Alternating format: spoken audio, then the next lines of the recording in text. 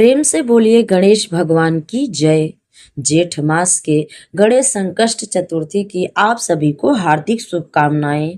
जेठ मास में जो कृष्ण पक्ष को आने वाली चतुर्थी का नाम एक दंत संकट चतुर्थी है।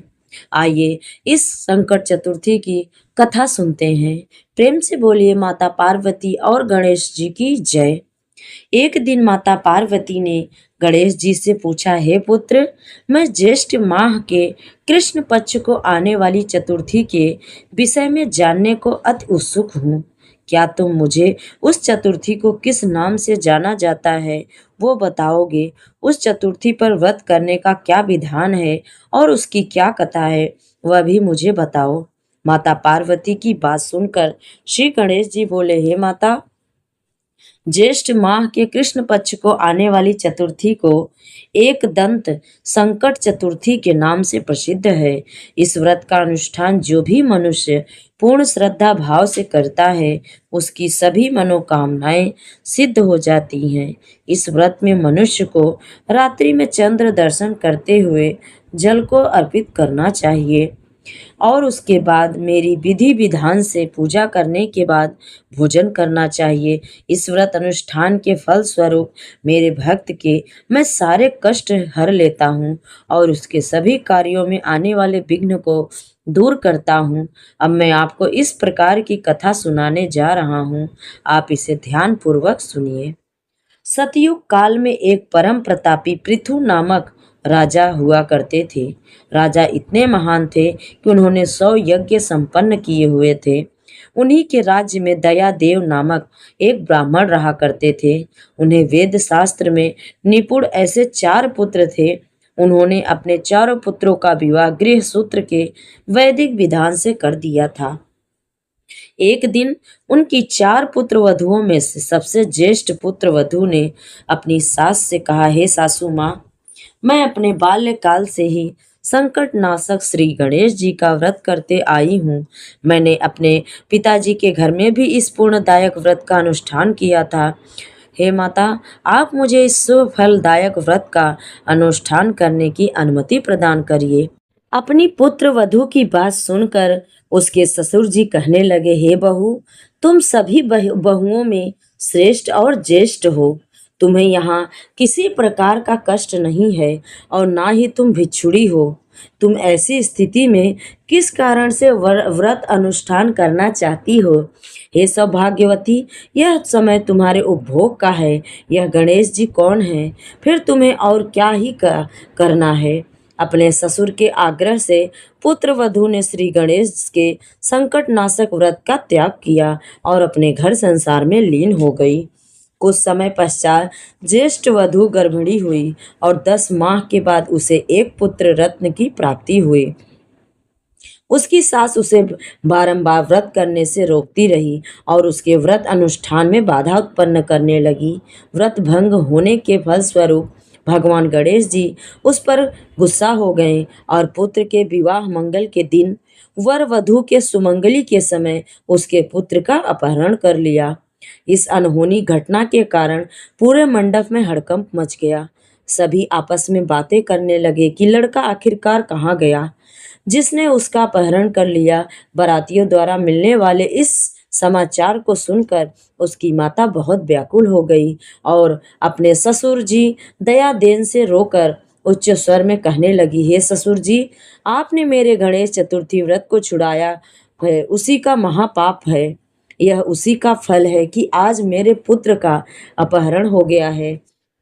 अपनी पुत्र वधु के मुख से ऐसे वचन सुनकर ब्राह्मण दयादेन बहुत दुखी हुआ। साथ ही अपने पिता और पति के अपहरण की बात सुनकर होने वाली पुत्र वधु भी बहुत दुखी हुई। अपने पति के वियोग में दुखी पुत्र वधु प्रति माह भगवान श्री गणेश जी की संकट नाशक गणेश चतुर्थी का व्रत करने लगी। एक समय की बात है, भगवान गणेश जी एक देवज्ञ और दुर्लभ ब्राह्मण का वेश धारण कर उस पुत्र वधु की परीक्षा लेने भिक्षा मांगते हुए उसके द्वार पधारे। ब्राह्मण वेशधारी भगवान श्री गणेश ने उच्च स्वर में कहा, हे पुत्री, मुझे भिक्षा स्वरूप इतने भोजन का दान दो कि मेरी क्षुधा तृप्त हो जाए। उस ब्राह्मण की बात सुनकर उस धर्मपरायण स्त्री ने सर्वप्रथम उस ब्राह्मण का विधिवत पूजन किया। पूर्ण श्रद्धा भाव से भोजन कराने के बाद उस ब्राह्मण को अस्त्र और वस्त्र का अर्पित किया।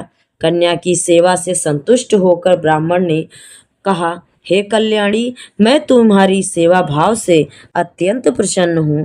अब तुम अपनी इच्छा के अनुकूल मुझसे वरदान प्राप्त कर सकती हो।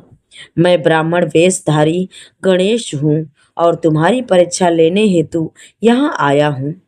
ब्राह्मण की बात सुन कन्या तुरंत नतमस्तक होकर उनसे निवेदन करने लगी, हे विघ्नेश्वर, यदि आप मेरी सेवा से प्रसन्न हैं तो मुझे मेरे पति के दर्शन करवा दीजिए। कन्या की याचना सुनकर गणेश जी ने कहा, हे मधुर भाषिणी, जैसा तुम चाहती हो वही होगा। तुम्हारा पति तुम्हें अवश्य मिलेगा। कन्या को इस प्रकार मनोवांछित वर प्रदान कर भगवान गणेश जी अंतर्ध्यान हो गए। कुछ ही समय बाद कन्या का पति फिर से अपने घर वापस आ गया। यह देख सभी बहुत प्रसन्न हुए। सभी स्वजनों की उपस्थिति में विवाह कार्य विधि विधान से संपन्न किया गया। इस प्रकार जो भी मनुष्य पूर्ण श्रद्धा भाव से भगवान श्री गणेश जी की ज्येष्ठ माह की संकट चतुर्थी का व्रत अनुष्ठान करता है, उसकी सभी मनोकामनाएं सिद्ध होती हैं। प्रेम से बोलिए गजानन भगवान की जय। अब सुनते हैं संकट चतुर्थी की दूसरी कथा। प्राचीन काल में एक गांव में गोमती नाम की एक वृद्धा रहती थी। वह बहुत गरीब थी और अकेली जीवन व्यतीत करती थी। उसके पास न धन था न कोई सहारा, फिर भी उसका विश्वास भगवान गणेश पर अटूट था। एक दिन गांव में एक संत आए। उन्होंने लोगों को संकष्टी चतुर्थी व्रत का महत्व बताया। संत ने कहा कि जो भक्त सच्चे मन से भगवान गणेश का व्रत करता है, उसके बड़े से बड़े कष्ट भी दूर हो जाते हैं। गोमती ने उसी दिन निश्चय किया कि वह जेठ मास की संकष्टी चतुर्थी का व्रत अवश्य करेगी। चतुर्थी के दिन उसने प्रातः स्नान किया, घर को साफ किया और मिट्टी से गणेश जी की छोटी सी मूर्ति बनाकर उनकी पूजा की। दिन भर उपवास रखा और गणेश मंत्र का जाप करती रही। रात्रि में चंद्रमा को अर्घ्य देकर उसने व्रत पूरा किया और भगवान गणेश से प्रार्थना की, हे विघ्नेश्वर, हे विघ्नहर्ता, मेरे जीवन के सभी दुख दूर करे। कुछ दिनों बाद गांव में भयंकर सूखा पड़ गया। खेत सूख गए, कुएं खाली हो गए और लोगों के सामने भोजन का भी समस्या हो गया। लेकिन आश्चर्य की बात थी कि गोमती के छोटे से खेत में फसल हरी भरी रही। लोग यह देखकर चकित रह गए। एक रात गांव के मुखिया को स्वप्न में भगवान गणेश ने दर्शन दिया। उन्होंने कहा कि गोमती ने श्रद्धा से संकष्टी चतुर्थी का व्रत किया है, उसी के पुण्य से उसका जीवन सुरक्षित है। अगले दिन मुखिया ने पूरे गांव को यह बात बताई। सभी ने गोमती का सम्मान किया और भगवान गणेश की पूजा आरंभ कर दी। कुछ ही समय बाद वर्षा हुई और गांव फिर से सुख समृद्धियों से भर गई। गोमती ने अपनी फसल और अन्न गांव के जरूरतमंद लोगों में बांट दिया। इसके इस दान और भक्ति से भगवान गणेश और भी प्रसन्न हुए।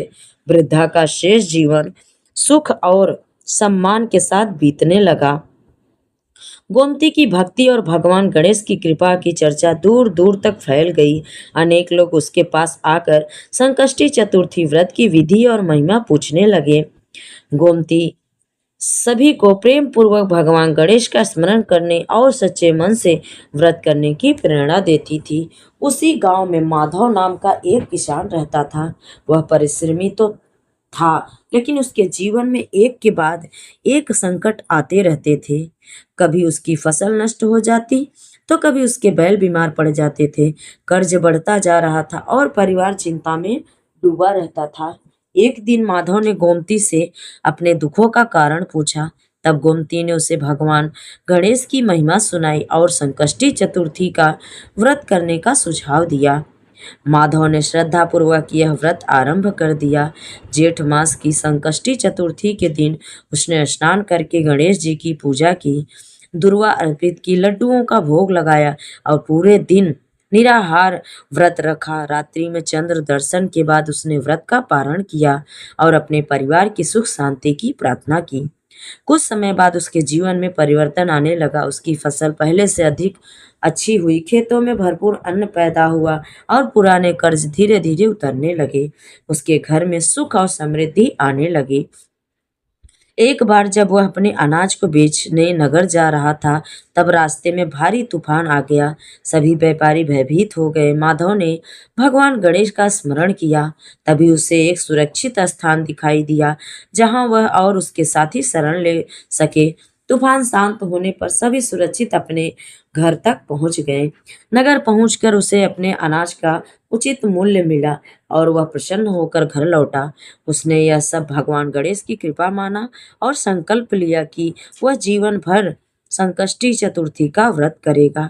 धीरे धीरे पूरे गांव में लोग इस व्रत को करने लगे।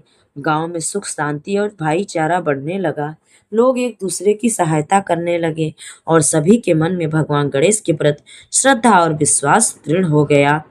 कहा जाता है कि जो भक्त जेठ मास की संकष्टी चतुर्थी का व्रत करके भगवान गणेश की कथा सुनता है, उसके जीवन के विघ्न दूर होते हैं और उसे धन धान्य सुख तथा यश की प्राप्ति होती है।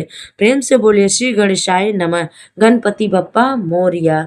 आप सभी को पुरुषोत्तम मास की हार्दिक शुभकामनाएं। गणेश संकष्ट चतुर्थी की हार्दिक शुभकामनाएं। आप सभी को कथा अच्छी लगे तो लाइक शेयर और चैनल को सब्सक्राइब जरूर करें। कमेंट में जय गणपति बप्पा और माता पार्वती की जय जरूर लिखें। जय माता दी।